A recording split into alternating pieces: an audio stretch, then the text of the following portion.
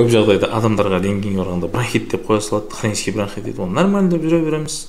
Жаңағы біз хронический пилонефрит, хронический панкреатит деген үйреніп қалғанбыз ғой. Ал өкпедегі мен сізге қазір бірінші острый бронхитті көрсетейін, кейін емделмесең сол хронический бронхитке айналады. Қазір көріңіздер. Компьютерлік томографияда ауа әрқашанда қара болып тұрады. Мынау кеңірдек, қап-қара болып тұрған. Енді қарап отырсаңыз, өкпе тал сияқты дейміз ғой. Сол ауа жүрген кезде осылай бронхтардың ішімен жүріп отырады. Ал егерде бронхтардың іші қабынып бітеліп қалатын болса, сізге ауа жетпейді, көпірік сияқты қақырық шыға береді. Мынау бәрі қабынып тұрған бронх. Көрдіңіз ғой? Ішінде ауа жоқ, ауа дұрыс кірмейді, өкпе сау, таза, бірақ бронхтардың бәрі қабынған. Сол себептен ауа дұрыс кірмейді.